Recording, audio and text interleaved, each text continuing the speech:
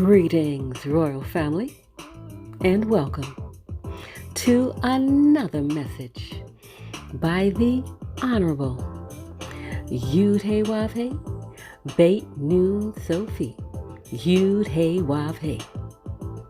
Now, royal family, this message was taught many years ago by the Honorable Yahweh and is being presented to you today by Yahweh's royal priesthood.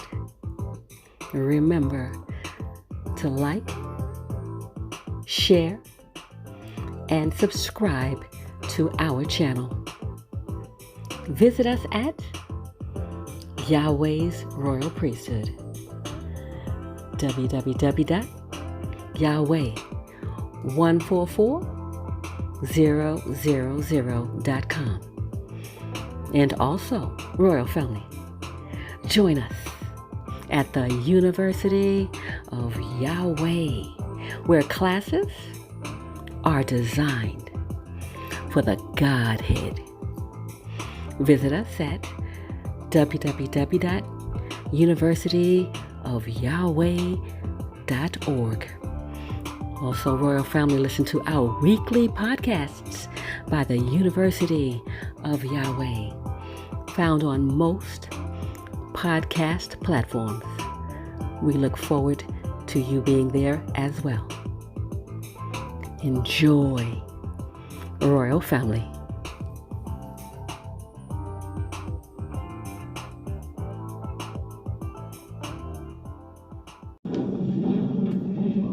Let us turn to Psalm chapter 29.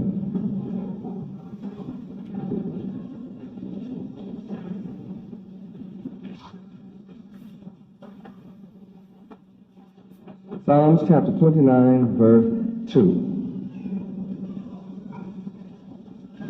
Read. Give unto the Lord Yahweh the glory due unto his name. Worship the Lord Yahweh in the beauty of holiness. Praise Yahweh. Holiness is beautiful. Being holy is required in being a man. That is one of the principal duties that we learn, being holy. And giving Yahweh the glory that is due his name.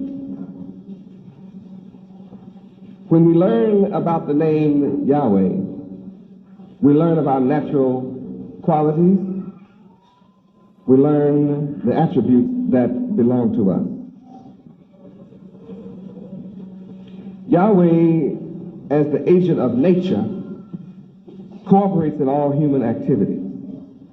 And we see that he's certainly an agent of nature when you watch television tonight.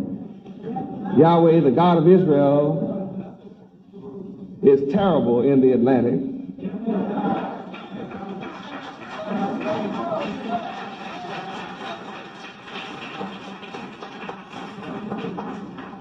Of course, the opponents of Yahweh always like to give credit to anybody but Yahweh, so they call him Hugo, but his name is Yahweh.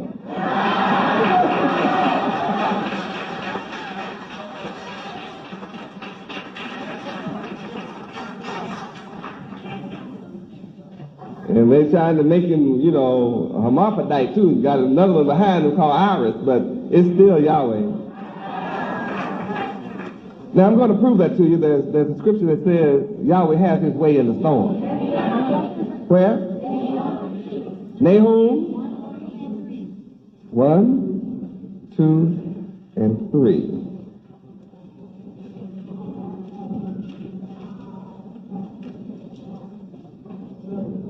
Nahum, the book of Nahum, chapter 1, verses 2 and 3. Now, Yahweh is obviously angry with people all over the island, all the Canary Islands, the Caribbean Islands. He's mad with those folks. And he has wiped out whole islands. Anybody go through one of Yahweh's storms and know he's surely terrible. He's not just great and good. Verse 2 and 3, read.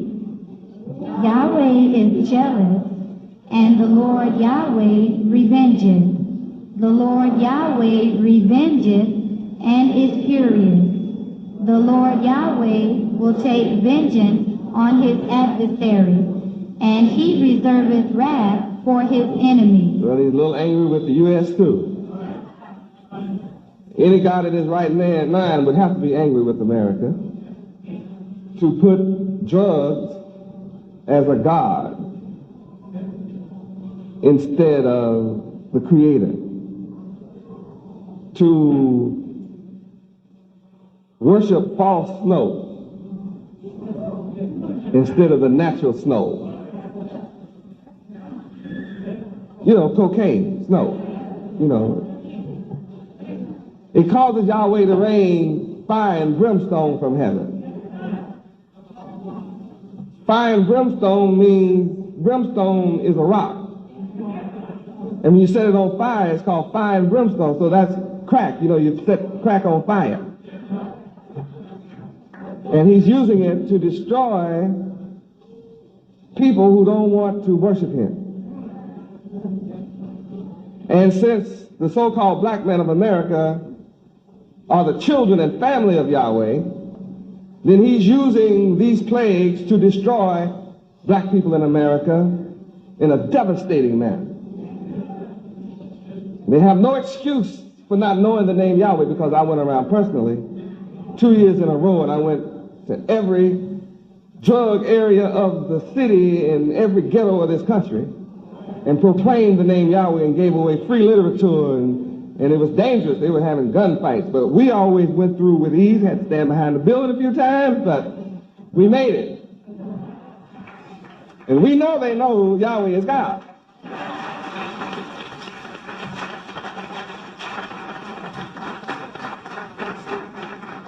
And their rejection of their own God, the God of Israel, has caused Yahweh to bring a plague 7 times worse than what they were suffering from at first. And as I taught you last night, Yahweh will utterly and absolutely destroy all of our people until there be none, unless they repent and return to Yahweh. And we who have accepted Yahweh are the perfect example of salvation, for we suffer from none of these plagues, absolutely none. No AIDS among us. And the reason we don't have AIDS is because the laws of the God of Israel said, a man shall not lay with another man as if he's a woman.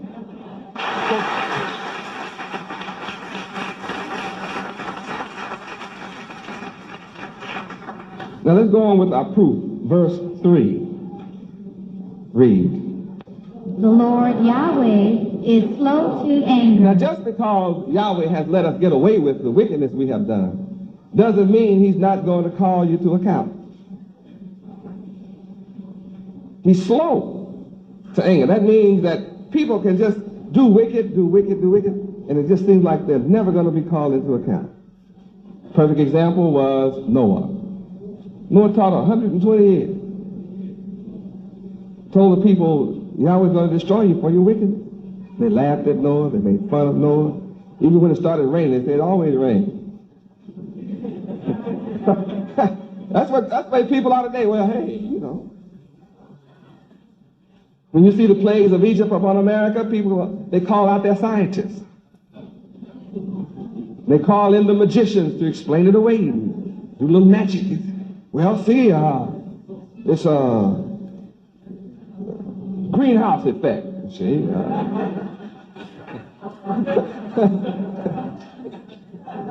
And the wicked want to hear that. They love to hear it being anything but Yahweh. You just, you know, tell me anything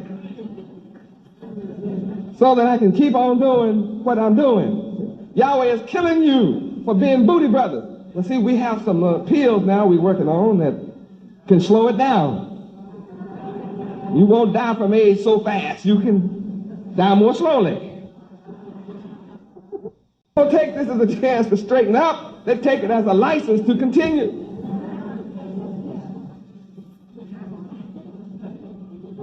And that's the way it was in Egypt under Pharaoh when the frogs came up in abundance and was a plague. And see, Pharaoh called in his scientists and he called in his magicians, and Yahweh told them he was going to get them. And they said, well, you see, there was an awful lot of animals that died this year, and it caused a lot of different kind of bugs and things to come up, and the frogs had to have something to eat, so they saw there was a lot of extra food, so they laid a lot of extra eggs, and therefore you had an abundance of frogs. No big deal. And we could say, hot dog, I can go on being wicked.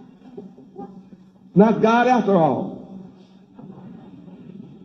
Who is this Yahweh that we should listen? Who is this God of Israel that we should listen?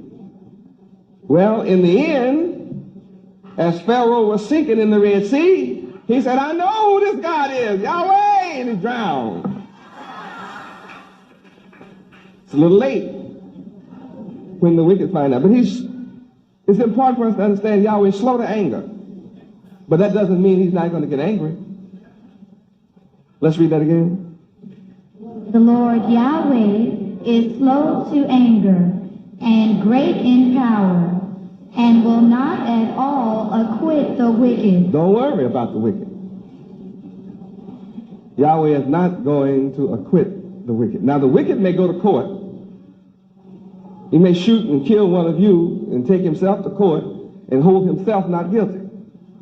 And that's fine, because see, Yahweh is not going to acquit him. If you're wicked, you're in trouble with Yahweh. And he's not going to let you get off. It's only a matter of time. And seeing us raised from the dead is the sign of the reality that Yahweh's here. And he's among us. Anytime you see people dressed in white, living right, when all around us are living wrong, you know something happened. When we come into the knowledge of the ineffable name,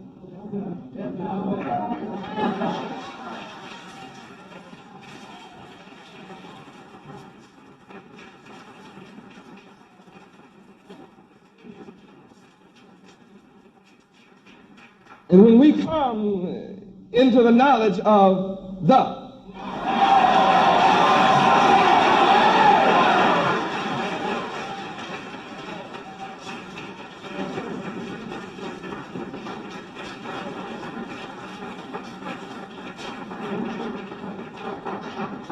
we become a new people.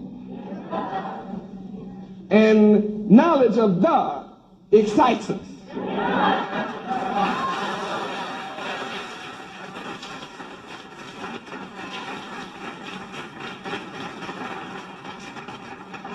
And those without knowledge of the wonder why we're so excited.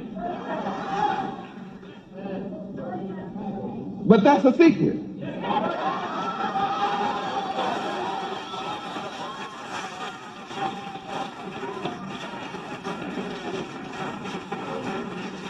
And Yahweh said there's nothing hidden that won't be revealed. So all secrets are to be made known to Yahweh's children, his chosen elect. And now we are witnesses of the revelation of the.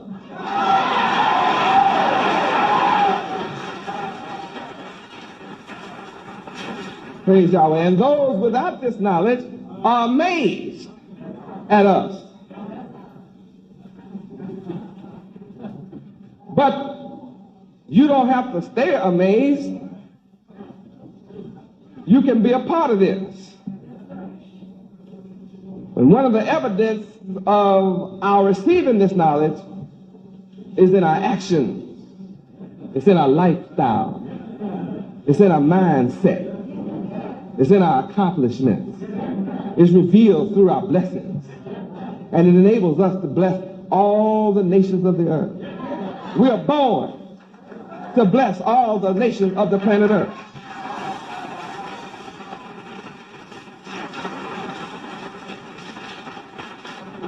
And right now, anyone who does business with us and treats us good, they're blessed. We bless them. I said anyone that does business with us and treats us good, I bless them. And you're going to see that I will bless the entire planet Earth. For all who bless me, all who bless you, I will bless them. And if anyone dare curse you, I'll curse them. Now, Feast of Tabernacles is to bring us into the knowledge of Yahweh, and a part of that knowledge includes this, and listen carefully. Yahweh, as the agent of nature, cooperates in all human activities, and therefore is entitled to a share of what issues from them.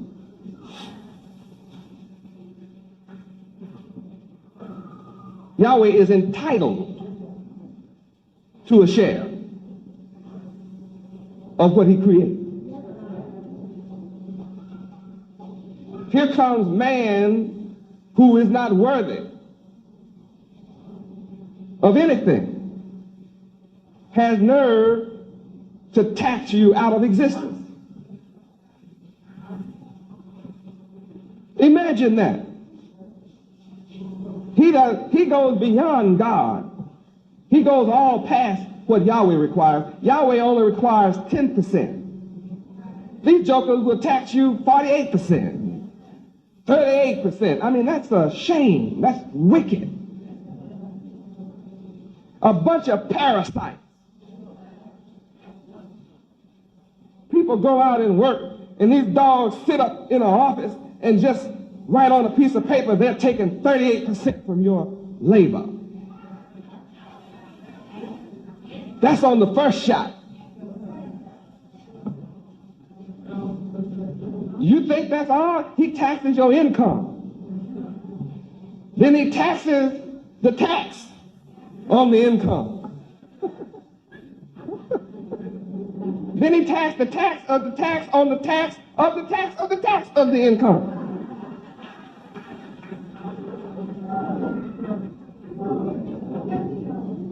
And it gives you an illusion of, here's your check.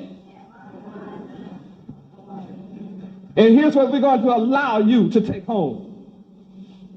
Take home pay. And on your way home, you get taxed.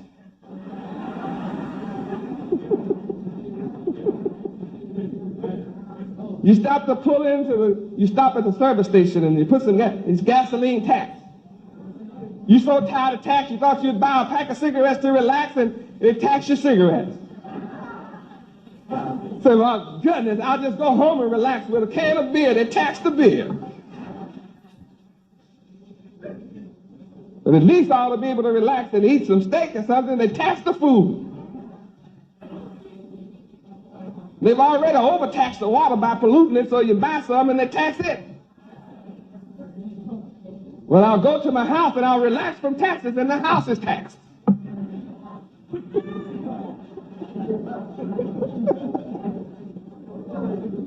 And you get home and your wife taxes you. She taxes your nerves.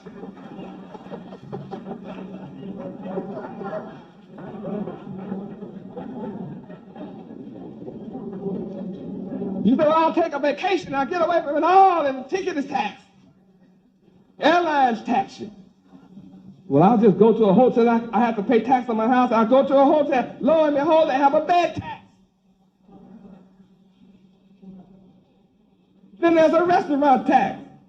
Then they're so tax crazy, so out front, when you get ready to go somewhere, they have a taxi.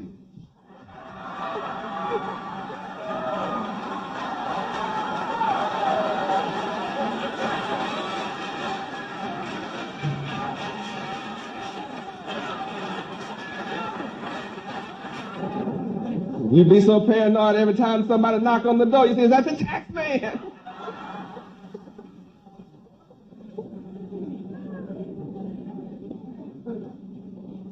Yes, Americans are really taxed out of their existence. You work hard, you save up your money, and you leave it to your kids.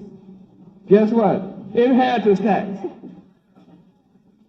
It's already been taxed already, 1,000,000 times. Then you say, well, I won't leave it to him as an inheritance. I'll just give it to him. You say, oh, no, you won't. As a gift tax. And these people are not God.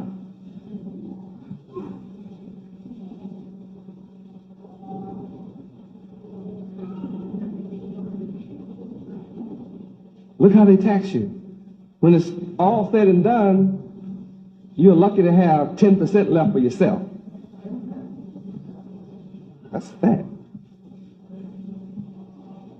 They reverse that thing. You know, they take 90% and say, well, they must be giving you a message and telling you that you God, because that's all they give you is 10%. That's what belongs to Yahweh, 10%. So you must be God or something. That's all they let you have is 10%.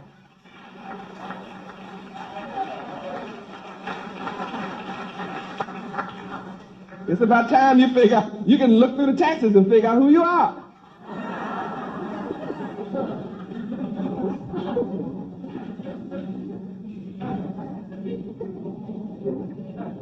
Yeah, you got to be God. That's the divine decree. You give 10% to God. That's what they do.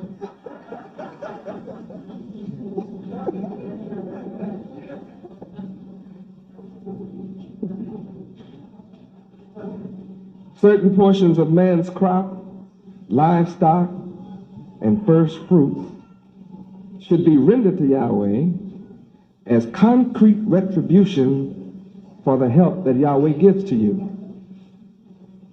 Let's turn to Deuteronomy chapter 16.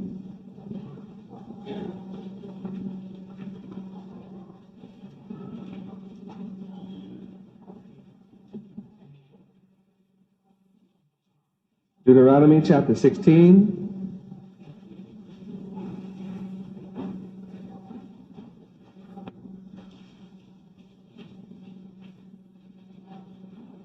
Verses 15, 16, and 17. Read.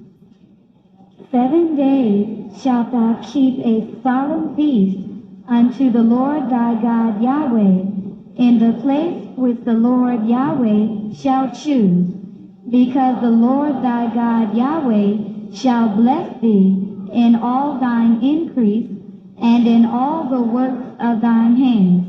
Therefore thou shalt surely rejoice.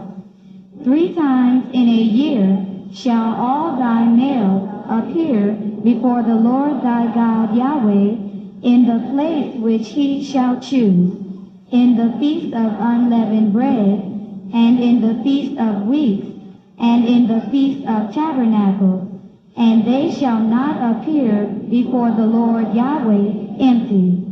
Every man shall give as he is able, according to the blessing of the Lord thy God Yahweh, which he hath given thee. Directions are clear. When you come to the knowledge of Yahweh and that Yahweh is your God, then you obey the will of your God. And in obeying the will of your God, you will follow these prescriptions and surely rejoice. And as you keep the laws of Yahweh, you're blessed above all people on the earth, because that's his decree. And the blessings of the Lord Yahweh are designed to make you rich. Proverbs 10:22.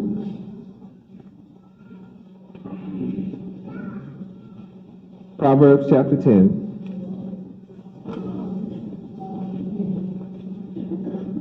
Book of Proverbs chapter 10.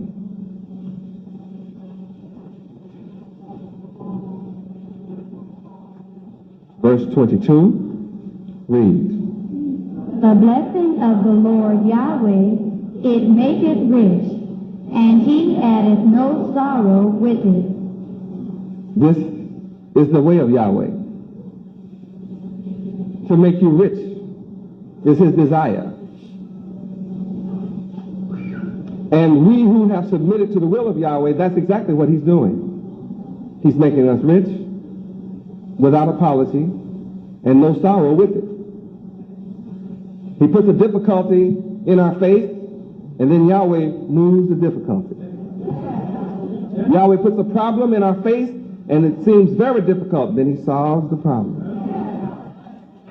Yahweh makes our way difficult. And then Yahweh eases the difficulty. Yahweh puts an obstacle in front of us, and it seems like surely this is the end. And then Yahweh makes a way out of nowhere.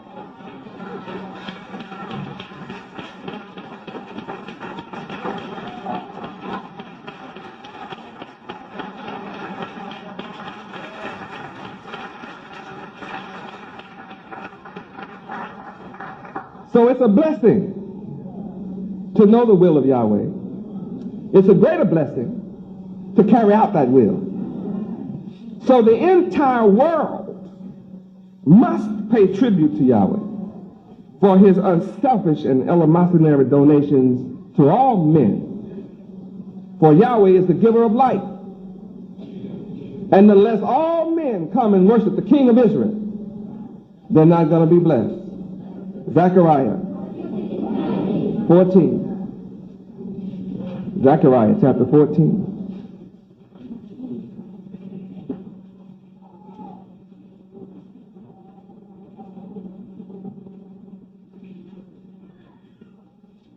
And if you don't come and worship the King of Israel, you'll starve to death and die from much sickness. Starting at verse 16 and 17 and 18, read. And it shall come to pass that everyone that is left of all the nations which came against Jerusalem shall even go up from year to year to worship the King, the Lord Yahweh of hosts, and to keep the Feast of Tabernacles. And it shall be that whoso will not come up of all the families of the earth unto Jerusalem to worship the King, the Lord Yahweh of hosts, even upon them shall be no rain. And if the family of Egypt go not up and come not, that have no rain, there shall be the plague wherewith the Lord Yahweh will smite the heathen that come not up to keep the Feast of Tabernacles. We read verse 19 so you'll understand why. Read. This shall be the punishment of Egypt and the punishment of all nations that come not up to keep the Feast of Tabernacles. So I don't care whether you're a Hindu or Buddhist, a Muslim or Christian or whatever you say you are, you're going to have to bow to the King of Israel. You're going to have to bow to Yahweh of hosts. That's it.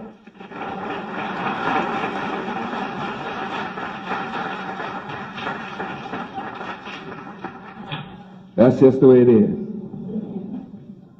And I happen to be the King of Israel. And that's the way that is.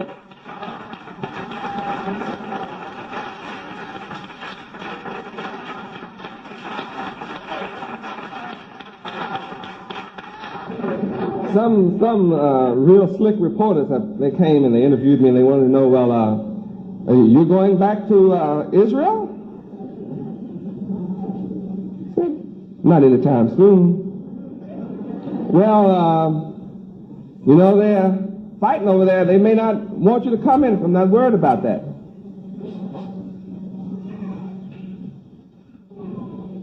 See, that's not the problem. I don't mind who wants to fight over old Jerusalem.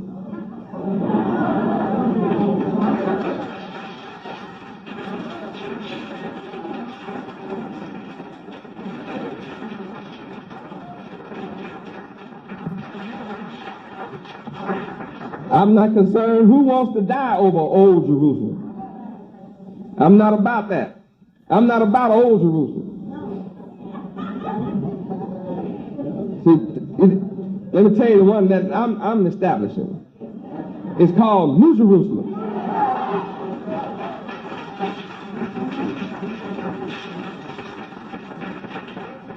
That's what I'm bringing. New Jerusalem.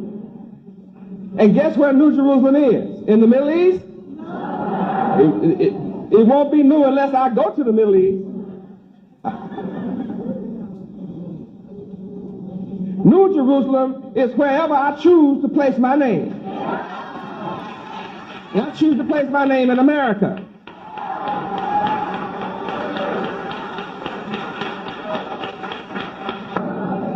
I'll just clean up the farm here. I don't worry about the desert. I've been through the desert 40 years one time. That was enough for me. In the days of Moses. You don't want to see a desert. Desert is rough, boy. Have y'all just seen a picture of a desert? That's desolate. You think God is dumb enough to go set up camp on the desert? I wouldn't want to hang out with no God and say, I'll just hang on the desert. Not me, not no desert God. No. I'd rather come to rulership in New Jerusalem where there's already pavements and highways and just need some redoing.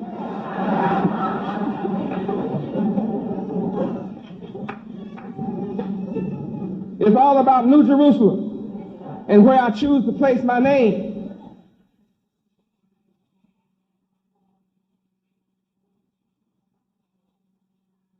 I said the entire world must pay tribute to Yahweh. Did I just prove my case? That's what Feast of Tabernacles, and it lists Feast of Tabernacles. Isn't that beautiful? And all who don't come and worship the King of Israel, they'll get too much rain where they don't need it. And no rain where they need it. Right here in America. And now there'll always be plenty of food where I am. The righteous will never forsaken, nor will the seed of the righteous ever have to bake bread.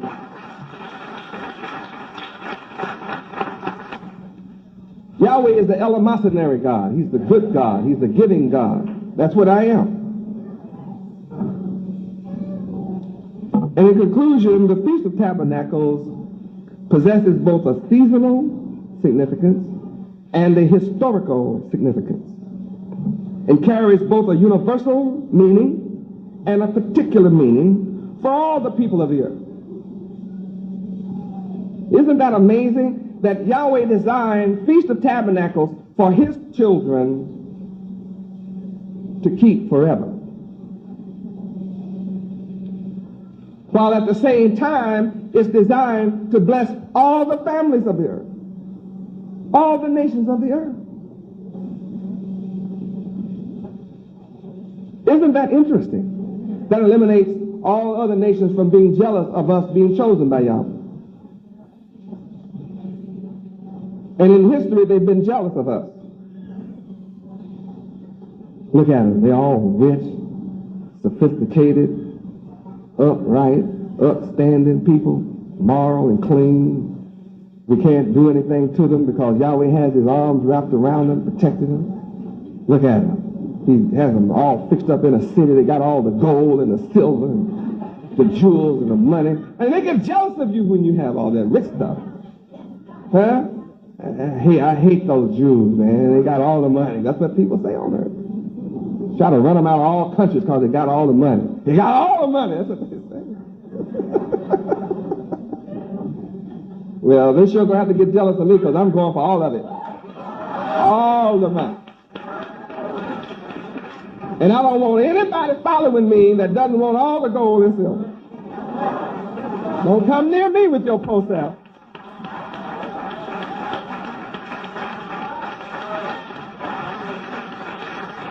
Don't want a poor-minded person around me. The poor can't go to heaven.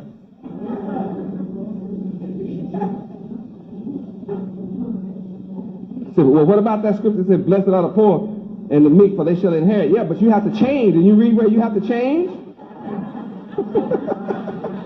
Yeah, you shall inherit, but not because you stay poor.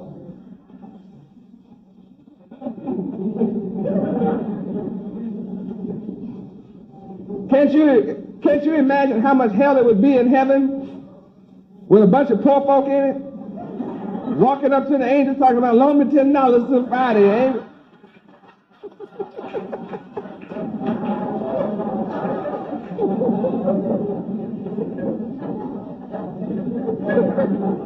No, don't come up to me trying to borrow nothing. To come into Yahweh's heaven, you have to be rich.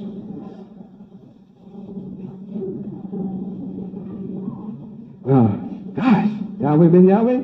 I've never been rich in my life. That's why I'm coming to you, to help you to be rich. That's what I'm here for, to make you rich. I didn't come to take anything from you, and I never have. I only come to give you an abundance of life, an abundance of wealth. That's all I've done. That's all I'm doing. You give me your pennies, and I give it back to you in dollars. The world is a witness. It's a miracle how I am building what I am with your pennies. It's a miracle. And then there are all the parasites all around trying to take from us.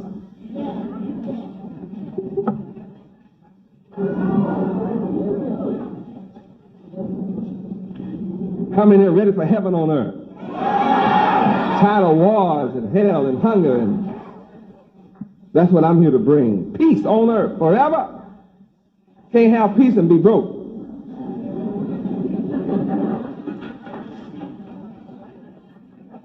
Won't be no homeless folk living in my kingdom.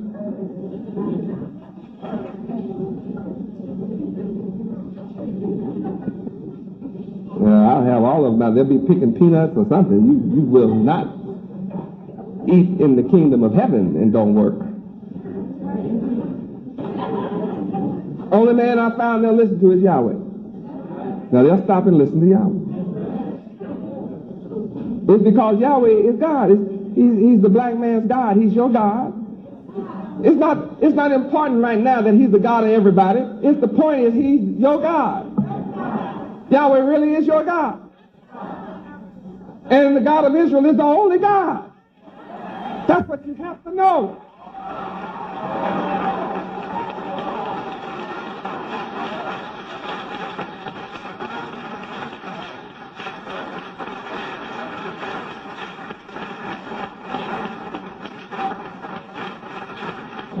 Praise Yahweh. And I'm the only one allowed to tell you and teach you. Nobody else is allowed to teach you. But America is designed for my coming. I wouldn't come to any other country but America. Can you imagine me coming to Tiananmen Square?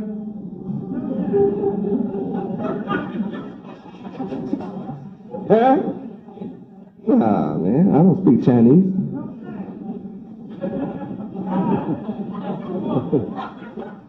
I'm not going over there putting up no Statue of Liberty.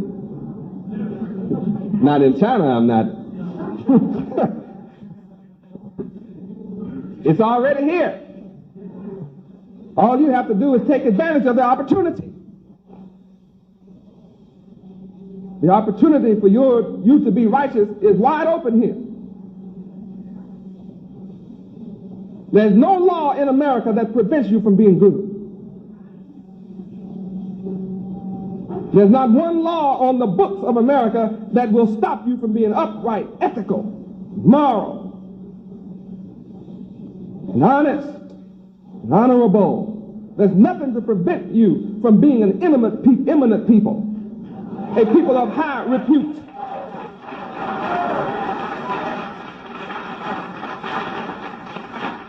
Plenty of laws on the books against your being a criminal, and there ought to be. Because I sure have plenty of laws to teach you about not being a criminal. The laws of Yahweh say, thou shalt not steal. That's clear. And I wouldn't need a prison for thieves. I solved that problem. Yahweh's laws that I teach say, thou shalt not kill. We wouldn't have to worry about whether there's a prison for people who kill. Won't be in a prison. Under my rule, I will eliminate all prisons. I'll never work and pay $40,000 a year to keep some criminal alive in a prison. The laws of Yahweh are very clear about killers.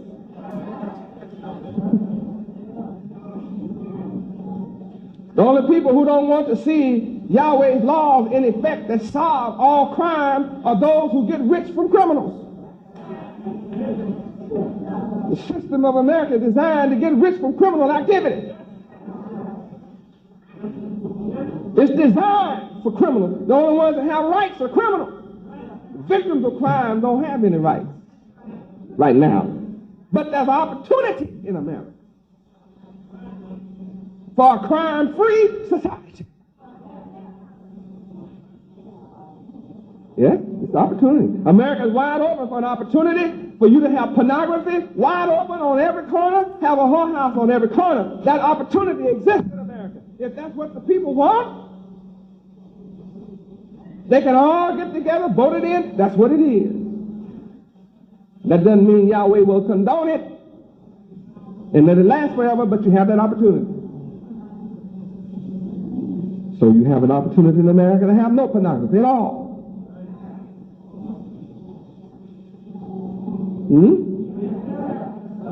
You have an opportunity in America to be poor, and you have an opportunity to be rich. I love this opportunity here. You have to be crazy not to love this opportunity that's afforded you in America. It's the world's greatest land of opportunity. Right here. I just love it. You have an opportunity to be good and nobody can stop you.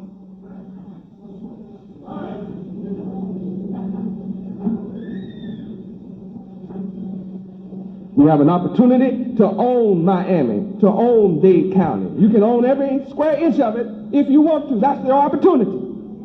Ask the Cubans. Y'all who are not from here, read it. Go around and ask who the Cubans. They'll tell you they own Miami. When they own it in the last 20 years. Came off the boat from Cuba with nothing. But everybody came to America with nothing. Huh? Everybody was an immigrant to America, the land of the wilderness, but it was an opportunity. World's greatest experiment. You have an opportunity to change your ghetto into heaven.